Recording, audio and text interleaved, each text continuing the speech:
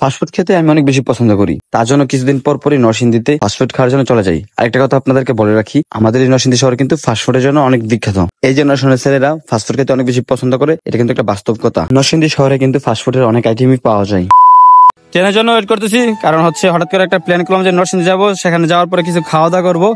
কারণ বাড়ির ভিতরে ভালো লাগতেছিল না, যেহেতু ফুটবল খেলতে পারি নাই আজকে, তার জন্য ভাবলাম যে আজকে নরসিংদী যাই। আমি আর হচ্ছে রাকিব, সেখানে গিয়ে আমরা মানে ফাস্টফুড জাতীয় কিছু খাবার খাবো আর এটা একটু ভিডিও করি।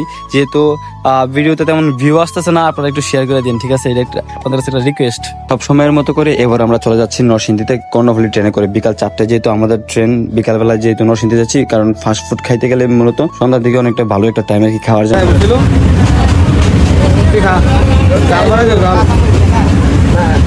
জাল বাড়াই দেন, লেবু আছে নি? লেবু ঠিক আছে।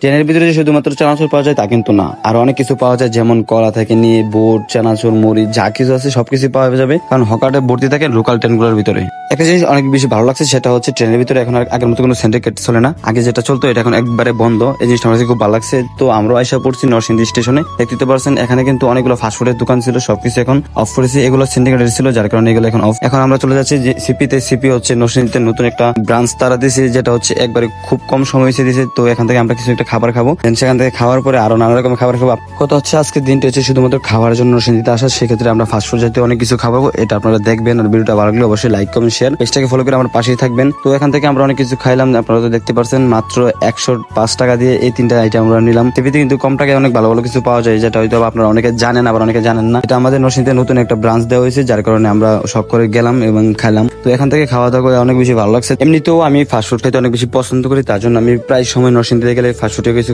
খাবার খাই, যে খাবারগুলো মানে আমি প্রতিনিয়তই খাই আর কি।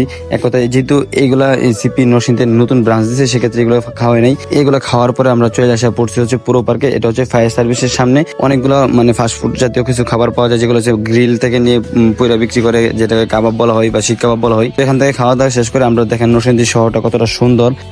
রাতের বেলা দৃশ্য আপনাদের দেখাচ্ছিলাম। সেখান থেকে আমরা চলে যাচ্ছিলাম পিৎজা খাওয়ার জন্য। তারপর ভাবছিলাম যে কোথায় ভিড় কম থাকে সেই জায়গাতে যাই। তারপর আমরা চলে গেছিলাম পিৎজা 7 রেস্টুরেন্টে। সেখানে ভিউটা অনেক বেশি সুন্দর ছিল, কারণ তারা রেস্টুরেন্টের ডেকোরেশনটা এতটাই সুন্দরভাবে তারা ফুটিয়ে তুলেছিল।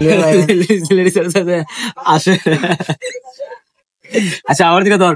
আচ্ছা আমি বলটার মাঝে দৌড়ছি, হ্যাঁ এভাবে 365 এর রেস্টুরেন্টে কিছু মেয়েরা টাকা থেকে হাসার কোনো মানে আছে? আমি যেটা রিলস আপলোড করবো, যদি আপনারা দেখেন তাহলে কিন্তু কমেন্ট করে জানান যে আপনারা হাসাহাসি করতেছিলেন আমার দেখা। মেনু কার্ড দেখার পরে আমরা পিৎজা 7 স্পেশাল পিৎজা যেটা ওইটা অর্ডার করি, 14 ইঞ্চি, যেটা হচ্ছে অনেক বড় একটা পিৎজা। তো এটা আমরা 3 জনে খাইতে পারবো কিনা সন্দেহ ছিল। তারপরে আমরা যেহেতু 3 জনে মিলে খাইতে পারি না, তার জন্য এটা আমরা মাঝখান দিয়ে অর্ধেক করে তারপর এটা পার্সেল আনি। তো যাই হোক না কেন, গ্রামে চাচাতো ভাই যখন পিৎজা খাই, আপনারা তো দেখতে পারছেন অনেক বেশি গরম ছিল, পিৎজাটা খাইতে পারতেছিলাম না গরমের জন্য। তাছাড়া নরসিংদীতে কারেন্টের একটু সমস্যা, লোডশেডিং অনেক বেশি হচ্ছে। যেমন নরসিংদী শহরে হচ্ছে সমস্যা, আমাদের গ্রামে হচ্ছে এরকম সমস্যা। আমরা যেহেতু গ্রামে থাকি, সেক্ষেত্রে লোডশেডিং হলে এটা মানানসই, কিন্তু শহর এলাকাতে কিভাবে লোডশেডিং হয়, কিসের জন্য হয়, এটা আমি জানি না। কেউ যদি জেনে থাকেন যে কিসের জন্য নরসিংদী শহরে এত বেশি বেশি লোডশেডিং হচ্ছে, অবশ্যই কমেন্ট করে জানাবেন।